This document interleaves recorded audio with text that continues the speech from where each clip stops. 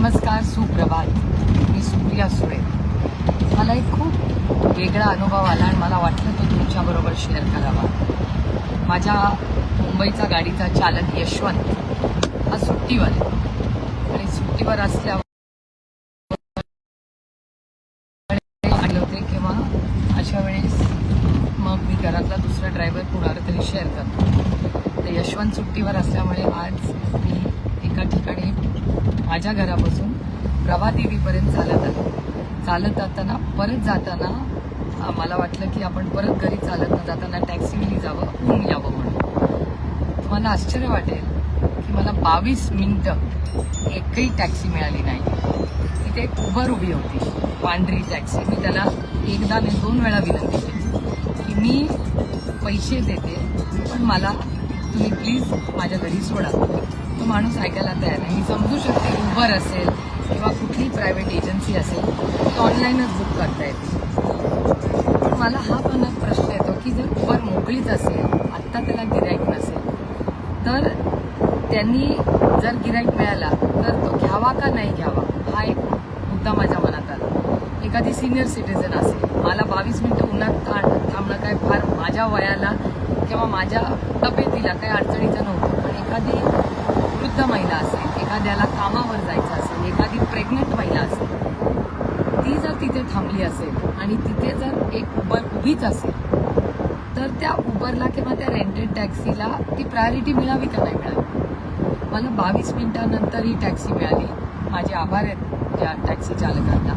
पण आपली जी public system आहे, जी यंत्रणा आहे, ती खरंच पब्लिक सिस्टम ही सशक्त आहे का नाही हा विचार माझ्या मनात आला. कारण का एरवी मी गाडीने जाते, त्याच्यामुळे मला खरंच मी खूप प्रांजळपणे कबूल करते की पब्लिक सिस्टमबद्दल मी भाषणही करते, अनेक वेळा करते.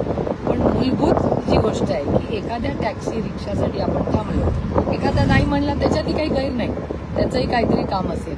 पण प्रभादेवीच्या चौकात 22 मिनिटं थांबून जर सीधा भैया, जर सीधा ले लीजिए वो टाटा गार्डन के आगे लेना है. थँक्यू भैया. जर आपल्याला एखाद्याला, माझ्या समोरून एक मुलगी आली, तिला कामावर जायचं होतं म्हणून माझी टॅक्सी मी तिच्यासाठी सोडली. कारण खरंच माझी पहिली मीटिंग आज 10 वाजता आहे, त्याच्यामुळे तिला जास्त गरज होती त्या टॅक्सीची म्हणून मी सोडून दिली. पण दरवेळेस मलाही ती टॅक्सी सोडणं शक्य असेल का. आणि खरंच एक पब्लिक सिस्टम म्हणून मला असं वाटतं आपण आणि या नवीन उबर वगैरे ज्या निघाल्यात आणि टॅक्सीज, ही जर यंत्रणा सशक्त करायची असेल तर जर तिथे लाईनीनी टॅक्सी उभ्या असतील, लाईनीनी उबर्स उभ्या असतील आणि मी पैसे भरायला तयार आहे, तर मला ती सुविधा का मिळू नये. एकीकडे आपण ट्रॅफिक कमी करूया, पब्लिक ट्रान्सपोर्ट स्ट्रेंथन करूया, या गोष्टी वारंवार बोलतोय. त्याची अंमलबजावणी जर ग्राउंडवर होणार नसेल तर कसं. आणि हा फक्त माझा वैयक्तिक मुंबईचा प्रॉब्लेम नाही, सगळीकडेच येतो. त्याच्यामुळे एक पॉलिसी म्हणून आपण याच्यात काय सुधारणा केल्या पाहिजेत हा अनुभव मला आलाय. तुम्हालाही कुणाला या पॉलिसीसाठी काही सुधार द्यायचे असतील तर प्लीज मला सोशल मीडियावर कॉन्टॅक्ट करा. मी स्वतः परिवहन मंत्र्यांना कॉन्टॅक्ट करून ह्या ज्या ग्राउंड रियालिटीज आहेत त्या त्यांच्यापर्यंत पोहोचवण्याचा नक्की एक प्रयत्न करीन. पण आज एक वेगळा अनुभव मला आला. मी काही त्या टॅक्सी किंवा उबरच्या विरोधात आहे किंवा त्यांच्यावर काही ॲक्शन घ्यावी अशी माझी कुठलीही अपेक्षा नाही. पण एक ट्रान्सपोर्ट सिस्टम ही सशक्त करण्यासाठी जर कुठे गॅप्स असतील त्या भरत काढणं एक कन्झ्युमर म्हणून ही माझी नैतिक जबाबदारी, एक लोकप्रतिनिधी म्हणून पण, एक नागरिक म्हणून पण आहे. आणि ती सरकार दरबारी पोहोचवल्या पाहिजेत म्हणून मी हा फेसबुक लाईव्ह केला आहे. तुम्हालाही असे काही अनुभव आले तर जरूर ते माझ्यावर शेअर करा. आज एक छान आणि वेगळा अनुभव ग्राउंड रियालिटीचा मला आला. याचा खरंच एक मनापासून आनंद आणि समाधान आहे. आणि आज माझे चालक यशवंतनी सुट्टी दिल्यामुळे हा वेगळा अनुभव आला, त्याच्यामुळे यशवंतचेही आभार. पण आज खूप दिवसांनी मुंबईची टॅक्सीची मजा मी आज या रस्त्यावर घेतली. एक चालक अतिशय चांगल्या पद्धतीने ती चालवत आहेत.